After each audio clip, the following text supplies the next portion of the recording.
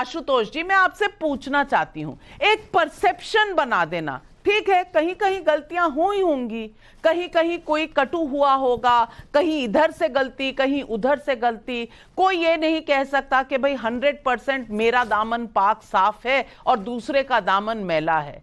दोनों तरफ से कहीं ना कहीं ज्यादतियां हुई हैं और ये पिछले 5 या 10 सालों में हमने देखा, उससे पहले भी देखा है। हम क्यों भूल जाते हैं कि हमने उससे पहले भी इस तरह के दृश्य लोकसभा राज्यसभा में देखे हैं, ये पहली बार नहीं है। लेकिन मैं पूछना ये चाहती हूं कि हर बार कह देना माइक ऑफ कर दिया था आपने, हर बार ये कह देना कि अरे भाई जो पीठासीन सभापति थे वो कहीं ना कहीं बायस दिखाते हैं, फेवरेटिज्म करते हैं, हर बार इसी बात को दोहराते रहना, विक्टिम कार्ड खेलते रहना, क्या ये कभी संसद को चलने देगा? क्योंकि अगर आज आगाज ये है तो अंजाम क्या होगा 5 सालों में?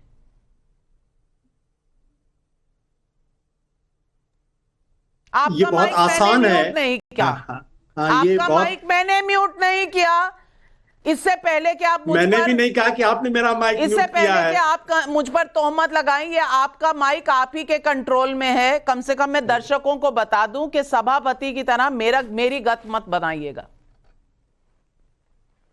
नाविका जी, एक चीज तो बड़ी महत्वपूर्ण है कि मुझे लगता है पिछले 10 साल से सिर्फ और सिर्फ विपक्ष की गलतियां हैं। वो विपक्ष क्यों है, ये उसकी सबसे बड़ी गलती है। उसको सत्ता पक्ष में हो जाएगा तो कोई गलती उसकी नहीं होगी।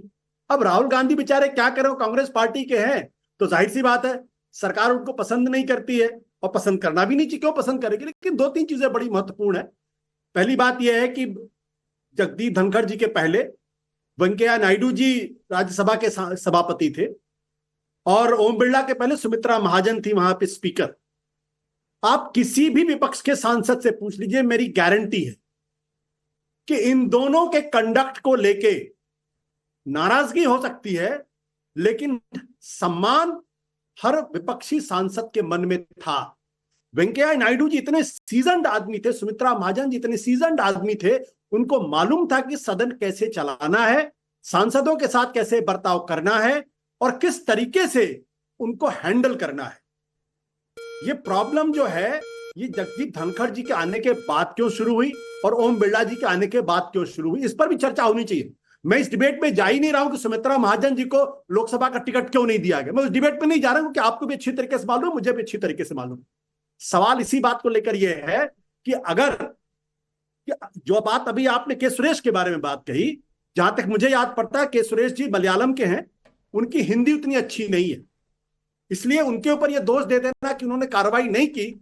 लेकिन जिस भाषा का इस्तेमाल विधूड़ी जी ने किया था, उसके बाद ओम बिरला को उनके खिलाफ इतना एग्जेम्पलरी एक्शन लेना चाहिए था कि हिंदुस्तान के संसद में कोई भी सांसद की इतनी हिम्मत ना पड़े कि किसी माइनॉरिटी के आदमी को सभा में इतनी इस भाषा में इस तौहीनी के साथ बात कर सके। लेकिन ओम बिरला जी ने वो कार्रवाई नहीं की, और इसलिए उनको यह अधिकार नहीं है किसी दूसरे सांसद को यह बताने का कि आप कैसे डिसिप्लिन करेंगे, कैसे अनुशासन करेंगे। क्योंकि स्पीकर और सभापति, जो मैंने पढ़ा, जितना मैं जानता हूं, कि सबसे अच्छा स्पीकर वो होता है, सबसे अच्छा सभापति वो होता है जो सदन में सबसे कम बोलता है, जो सबसे ज्यादा आज की तारीख में बोल रहे हैं।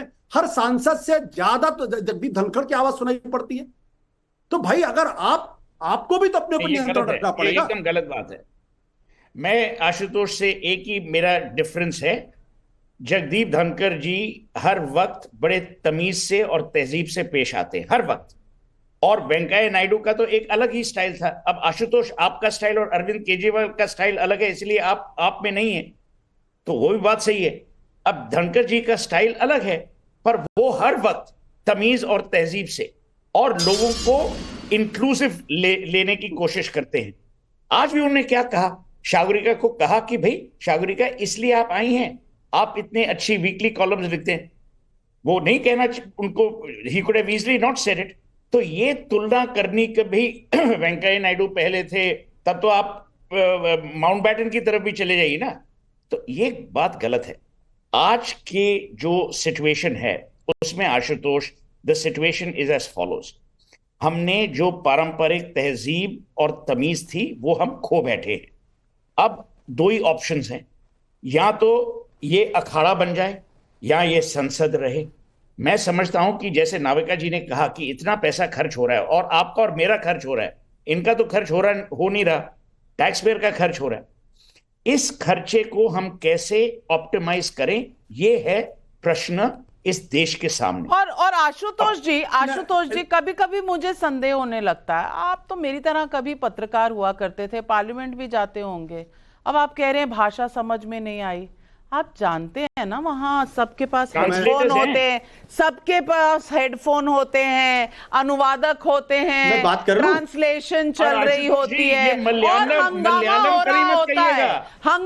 रहा होता है।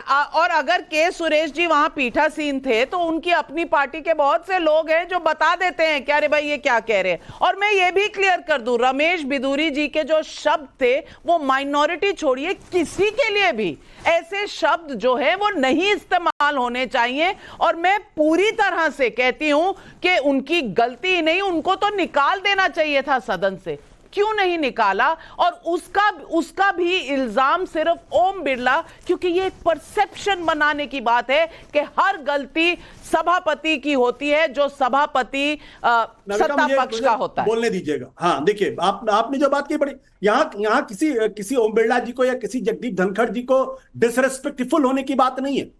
हम सब लोगों को इस देश की संसद पर गर्व है, इस देश के लोकतंत्र पर गर्व है। वो हमारे भी स्पीकर हैं और वो हमारे भी सभापति हैं, तो डिसरेस्पेक्ट की बात नहीं है। बट डेमोक्रेसी के अंदर ये हमारे पास अधिकार है कि हम उनके बारे में बातचीत करें। मैं ओम बिरला जी की बात नहीं करता, मैं उस स्पीकर की बात कर रहा हूं जिन्होंने इतनी घटिया बात के बावजूद भी कोई कार्रवाई उनके खिलाफ नहीं की। और संजय सिंह को आपने आंख बंद करके 1 साल के लिए बाहर करा दिया।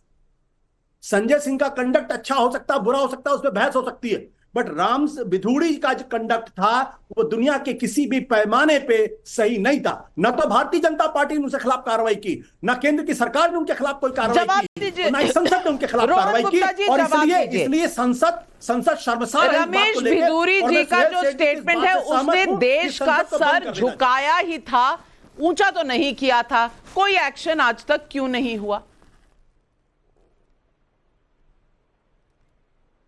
नविका जी बिल्कुल, देखिए जो उनका कंडक्ट था, जो भाषा, और आपने सही कहा कि इसको किसी एक धर्म से जोड़ के नहीं, किसी के लिए भी संसद में जो भी हाजिर है किसी के लिए भी वो जो उन्होंने वाक्य यूज किया या जो बात कही वो नहीं होनी चाहिए। और शायद इसीलिए आज रमेश बिधूरी जो है संसद में नहीं है, शायद इसीलिए उनको वापस टिकट नहीं दिया गया होगा। मैं आज देखिए, आज की जो अभी हम बात कर रहे हैं, जो आपने बिरला जी के बारे में कहा, आज ओम बिरला जी के ऊपर, स्पीकर के ऊपर ये आरोप लगाना कि वो माइक बंद कर देते, जबकि उन्होंने बार बार ये चीज कि मेरे पास तो कभी ये बटन है ही नहीं, ये विपक्ष ने आज आरोप नहीं लगा, ये सालों से लगा रहे हैं। तो मुझे लगता है कि हर बार आरोप लगाने से तो अच्छा है नाविका जी एक बार इसकी जांच क्यों ना कर ले। और चैलेंज के साथ मैं कहता हूं कि अगर ये जांच में पाया जाए ये होता है तो जो भी आदमी उसके ऊपर सख्त से सख्त कार्रवाई होगी। ये तो अलाउड ही नहीं है। तो आप जैसे ईवीएम के सवाल उठाते हैं वैसे मैं आपसे पूछना चाहती हूँ, अगर संसद की प्रतिक्रिया